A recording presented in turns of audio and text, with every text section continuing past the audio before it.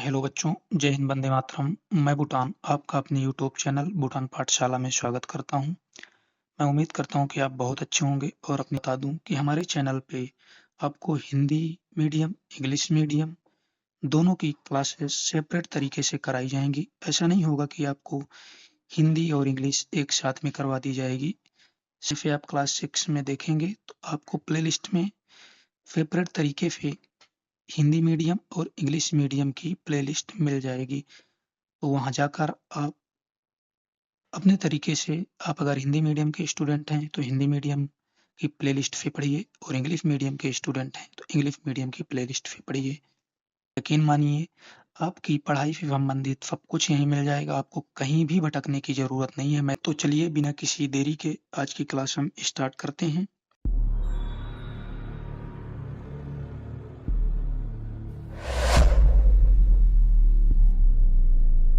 आपको बताना चाहूँगा कि आज हमारी कक्षा 6 की हिंदी मीडियम की क्लास है जो इंट्रोडक्शन वीडियो है। इसमें हम कोई खास टॉपिक डिस्कस नहीं करेंगे, देखेंगे कि हमारी विषय सूची क्या है। मतलब कि हम अपने कक्षा 6 में कौन-कौन से अध्याय पढ़ेंगे और उनके अंदर हम क्या-क्या पढ़ेंगे, हम थोड़ा-थोड़ा जानकारी आपको दे देंगे। बाकी इसके विषय में कंप्लीट जानकारी जो होगी, जैसे अध्याय 1 में हम क्या पढ़ेंगे, थोड़ा-सा जानकारी दे देंगे आपको। इसके बाद इसकी संपूर्ण जानकारी जब हम इस अध्याय को करेंगे, तब व्यवस्थित तरीके से वन बाय वन करके कराया जाएगा। तो चलिए आइए देखते हैं कक्षा 6 में हम अध्याय 1 में हम क्या पढ़ेंगे। हमारा कक्षा 6 का जो पहला अध्याय है वो है अपनी संख्याओं की जानकारी।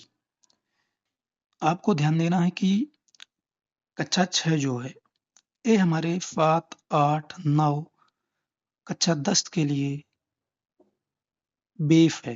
अगर आप कक्षा 6 में कमज़ोर हो जाएँगे तो आपकी आने वाली सारी क्लासेस कमज़ोर ही रहेंगी, क्योंकि यहाँ से ही आपका बेस स्टार्ट होता है।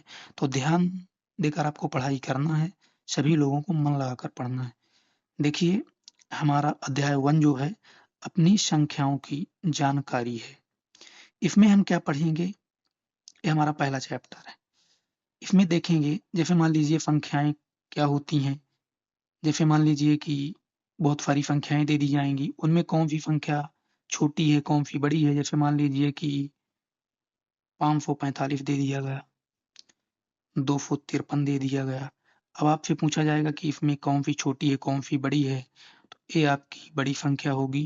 तो छोटी-बड़ी और हमारा हमारा आरोही क्रम क्या होता है गणित में, अवरोही क्रम क्या होता है, उन सभी की जानकारी हम अपने इस अध्याय में देखेंगे।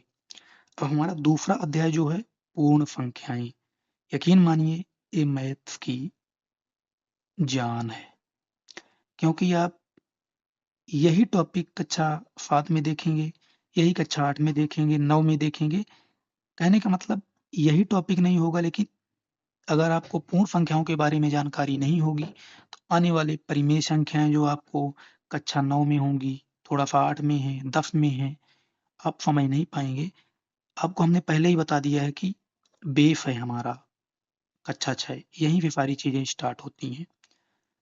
पूर्ण संख्याएँ में हम देखेंगे कि आखिर पूर्ण संख्याएँ क्या होती हैं, प्राकृतिक संख्याओं के बारे में हम समझेंगे, फिर पूर्ण संख्याएँ क्या होती हैं और हम पूर्ण संख्याओं के बारे में जितने भी इसके गुणधर्म होंगे, सारे गुणधर्म पर चर्चा करेंगे, ठीक है?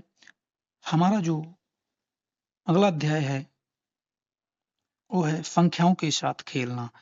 संख्याओं के साथ खेलने का मतलब क्या है?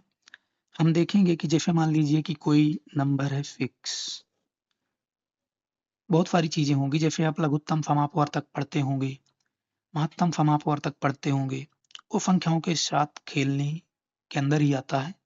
आप देखेंगे कि किसी भी संख्या के गुणनखंड क्या होते हैं, विभाजक क्या होते हैं, गुणज क्या होते हैं, उन सभी के बारे में हम इस अध्याय में चर्चा करेंगे।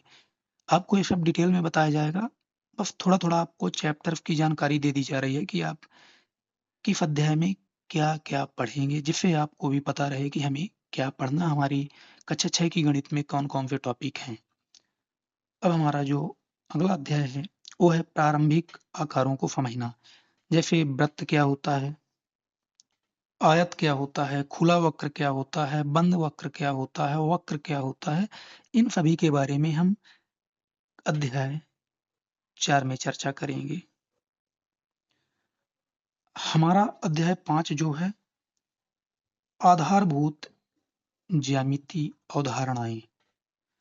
इसमें हम क्या देखेंगे कि जैसे रेखा क्या होता है, रेखाखंड क्या होता है, किरण क्या होता है, समांतर रेखाएं क्या होती हैं, लंबवत रेखाएं क्या होती हैं, इन सभी के बारे में हम अध्याय 5 में चर्चा करेंगे। आपको टेंशन लेने की जरूरत नहीं, ये सब आपको प्रॉपर बहुत ही डीप में पढ़ाया जाएगा। ठीक है, जब चैप्टर को देखेंगे अपन। अब हमारा अध्याय 6 है पूर्णांक। अभी आपने क्या देखा था? पूर्ण संख्याओं के बारे में। एक बहुत ही महत्वपूर्ण टॉपिक है जो आने वाली सभी क्लासेस में आपकी मदद करेंगे। अब हम यहाँ देख रहे हैं पूर्णांक। आखिर पूर्णांक क्या है? जब आप पूर्ण संख्याओं के बारे में अच्छे से पढ़े रहेंगे, प्राकृतिक संख्याओं के बारे में अच्छे से पढ़े रहेंगे, तो पूर्णांक संख्याओं को पढ़ने में बहुत ही मजा आएगा। और हम देखेंगे कि आखिर पूर्णांक संख्याओं की संक्रियाओं के बारे में भी, कि जैसे 2+2 को अगर आप जोड़ देंगे तो क्या आएगा, क्या ये भी एक पूर्णांक संख्या होगी कि नहीं होगी, इन सभी की चर्चा हम अपने इसी अध्याय में करेंगे। अब हमारा अध्याय 7 होगा भिन्न। इस अध्याय में हम देखेंगे कि आखिर भिन्न क्या होता है। जैसे भिन्न की परिभाषा देखेंगे, भिन्न के प्रकार देखेंगे, भिन्न कितने प्रकार के होते हैं, सभी भिन्नों को देखेंगे, सभी प्रकार के भिन्न के बारे में समझेंगे और देखेंगे कि भिन्नों की तुलना हम कैसे करते हैं। जैसे सामान्य संख्याओं के बारे में तो हम जानते हैं, जैसे आपसे कोई पूछ लिया 2 और 3 में कौन बड़ा है, तो आप बता देंगे 3 बड़ा है। पूछ ले कोई कि 2/3 और 5/6 में कौन बड़ा है, थोड़ा सा आप कंफ्यूज हो जाएंगे। ये हम भिन्न के अंदर ही देखेंगे, दो संख्याओं की तुलना हम कैसे करते हैं। अब हमारा अगला अध्याय है दशमलव। इसमें हम देखेंगे कैसे हम किसी भी भिन्न को दशमलव में बदलते हैं और दशमलव को कैसे हम भिन्न में बदलते हैं। दोनों एक दूसरे से बहुत ही ज्यादा रिलेटेड है। अगर आपने भिन्न अच्छे से नहीं समझा तो दशमलव समझ में नहीं आएगा, दशमलव नहीं समझा तो भिन्न नहीं समझ में आएगा। ठीक है, हमारा अगला अध्याय है आंकड़ों का प्रबंधन। एक बहुत ही शानदार चैप्टर है। आपको कक्षा 6 से लेके 6, 7, 8, 9, 10 तक आपको मिलेगा, लेकिन बहुत ही इंटरेस्टिंग चैप्टर है। आप जिस परिवेश में रह रहे हैं, आपको वहां से रिलेट करके सारा चैप्टर पढ़ाया जाएगा। क्योंकि आंकड़ों का प्रबंधन है क्या? जैसे आप जानते हैं कि पूरे विश्व में कोरोना फैला हुआ था कुछ समय पहले। अब जब वैक्सीन लगाई गई, आपने देखा कि इतना बड़ा देश है, कैसे लोगों को पता चलेगा कि किस डोज की वैक्सीन कितनी बनानी है। तो इसके लिए सरकार ने क्या किया? आंकड़ों का प्रबंधन किया, आंकड़ों का संगठन किया। वो वे सारी चीजें मैथ्स में इसी अध्याय से की जाती, इसी के कॉन्सेप्ट का यूज करके किया जाता है। जैसे 18 साल से कम हमारे देश में कितने बच्चे हैं, 40 साल से 20 साल से लेकर 40 साल तक कितने लोग हैं, 40 से 60 तक कितने लोग हैं, ये हम 20, 40, 60 ऐसे करके कोई भी डाटा इकट्ठा किया जा सकता है देश में। जरूरी नहीं कि लोगों से संबंधित, इंसानों से संबंधित हो सकता है, जानवरों से संबंधित, पढ़ाई से संबंधित, किसी भी चीज से संबंधित हो सकता है आंकड़ों का प्रबंधन। ठीक है, अब हमारा अगला अध्याय जो है वो है क्षेत्र मिति। इस अध्याय में हम देखेंगे कि कैसे किसी भी आकार का परिमाप निकाला जाता है, उसका क्षेत्रफल कैसे निकाला जाता है। ये भी आपको कक्षा 6 से लेकर कक्षा 10 तक सभी क्लासेस में मिल जाएगा। बहुत ही इंपॉर्टेंट चैप्टर है। हमारा अगला अध्याय है बीजगणित। इसमें हम देखेंगे कि आखिर बीजगणित होती क्या है, हमारे व्यंजक क्या होते हैं, बीजी व्यंजक क्या होते हैं, बीजी व्यंजक बनते कैसे हैं, और दो बीजी व्यंजकों को हम जोड़ते कैसे हैं, इन सभी के बारे में हम अध्याय 11 में चर्चा करेंगे। हमारा जो अगला अध्याय होगा वो अनुपात और समानुपात होगा। ये भी मैथ की जान है। आपको बता दें, अगर आप भिन्न के बारे में अच्छे से नहीं पढ़े हैं, तो आप अनुपात और समानुपात को भी अच्छे से नहीं समझ पाएँगे। अगर आप भिन्न पे अपनी पकड़ बना लिए, तो अनुपात समानुपात आप बहुत ही अच्छे तरीके से समझ पाएँगे। ठीक है? अगला हमारा अध्याय होगा सममिति। ये सममिति क्या है? हो सकता है आप ये नाम पहली बार सुन रहे होंगे। सममिति होता है जैसे मान लीजिए एक कागज़ ले लिया गया, उसको फ़ोल्ड कर दिया गया। मान लीजिए कहीं पे कट लगा दिया गया और उस कागज़ को खोलने के बाद आप देखेंगे तो किस प्रकार से दिखेगा, ये सममिति के अंदर ही आता है। जैसे मान लीजिए कि ए है हमारा एबीसीडी में, इसमें आपको पूछा जाए कि सममिति रेखाएँ कितनी बनेगी? तो आप देखिए सममिति का मतलब होता है कि इसको इस प्रकार से काटा जाए कि काटने के बाद आप देखिए जैसे हमने इस ए को काट दिया तो एक पार्ट इसका ऐसा दिखेगा, दूसरा पार्ट इसका ऐसा दिखेगा। ये भी सममिति के अंदर ही आता है। अगर आप जोड़ देंगे इसको तो सेम इस तरह का आपको ये दिखाई देने लगेगा। मतलब सममिति का मतलब होता है कि इसको कैसे काटें कि इसके 2 अलग-अलग पार्ट बने और दोनों एक जैसे हों। हमारा लास्ट अध्याय जो होगा, वो होगा प्रायोगिक ज्यामिति। इसके अंदर हम देखेंगे जितनी भी हम ज्यामिति और आकारों को पढ़े हैं, अब हम प्रायोगिक तरीके से देखेंगे। आप खुद करके देखेंगे अपने से जैसे कागज़ से काट कर या कुछ ऐसे प्रयोग किए जाएँगे आपके द्वारा जो इसी चैप्टर के अंदर बताए जाएँगे। इतना तो आपने समझ लिया। अब हम आपको बताएँगे कि हमारे पढ़ाने का तरीका क्या होगा। तो देखिए, मेरा जो पढ़ाने का तरीका होगा आपको, सबसे पहले जैसे मान लीजिए कि आपका अध्याय 1 हमने ले लिया। अध्याय 1, 2, 3 कुछ भी ले सकते हैं, ये हम एग्ज़ाम्पल के तौर पर समझ रहे हैं। जैसे मान लीजिए हमने अध्याय 1 ले लिया। अध्याय 1 में हमारी प्रश्नावली 1.1 है। उस प्रश्नावली के पहले जितने भी टॉपिक आएँगे, सभी को हम समझेंगे। पहले हम सारे कॉन्सेप्ट को समझेंगे। उन सभी कॉन्सेप्ट को समझने के बाद हम जितने भी एग्ज़ाम्पल होंगे, उदाहरण होंगे, उनको हम और आप दोनों लोग मिलकर करेंगे। उसके बाद जब हमारे कॉन्सेप्ट और एग्ज़ाम्पल क्लियर हो जाएँगे, तो हम अपनी प्रश्नावली को हल करेंगे। ऐसे ही मान लीजिए हमारी प्रश्नावली 1.2 है। अब जब हम 1.1 प्रश्नावली कर लेंगे, उसके बाद फिर से कुछ नए कॉन्सेप्ट आएँगे, उनके बारे में हम समझेंगे।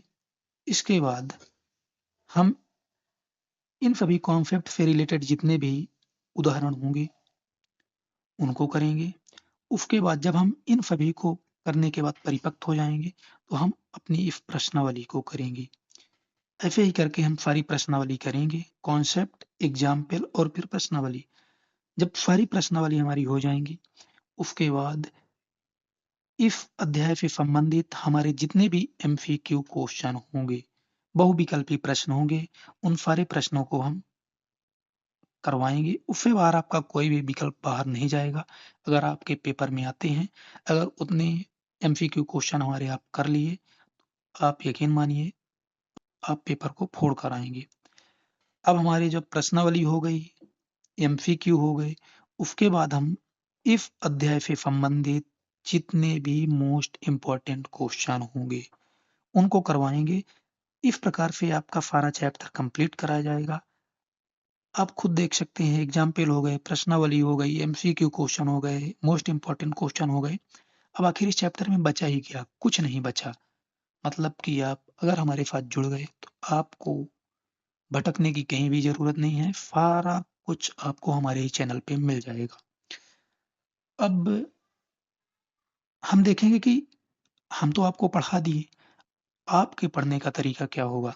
आपके पढ़ने का तरीका ये होगा, जैसे आप आज हमारी पहली क्लास देखें, तो देखने के बाद आप 1 बार, 2 बार हमारे साथ पहले पढ़िए। पढ़ने के बाद आप इसकी नोट्स बनाइए। नोट्स बनाने के बाद आपको 2 से 3 बार उसे अपने आप में खुद ही पढ़ना है, जिससे बहुत अच्छे से वो कॉन्सेप्ट आपको क्लियर हो जाए। फिर आप हमारी नेक्स्ट क्लास देखेंगे। फिर ऐसे ही करके आप उसे 2-3 बार देखेंगे, जिससे आपको बार-बार अभ्यास हो जाए। जब आपको अभ्यास हो जाएगा, कहीं कोई भी दिक्कत नहीं आने वाली है और आपको जो भी डाउट आएगा, आप कमेंट सेक्शन में कमेंट करेंगे, जिसका सॉल्यूशन आपको अगले वीडियो में दे दिया जाएगा। तो मैं उम्मीद करता हूँ कि आप सब कुछ समझ गए होंगे कि हमें कक्षा 6 में पढ़ना क्या-क्या है, हमारे पढ़ने का तरीका क्या होगा और हमारा आपको पढ़ाने का तरीका क्या होगा और हम कौन-कौन से टॉपिक को कवर करेंगे। ठीक है दोस्तों, आज की क्लास यहीं हम बंद करते हैं। अगर आपको हमारी वीडियो पसंद आई तो लाइक, शेयर, सब्सक्राइब ज़रूर करें और अपने दोस्तों तक ज़रूर पहुँचाएँ। धन्यवाद।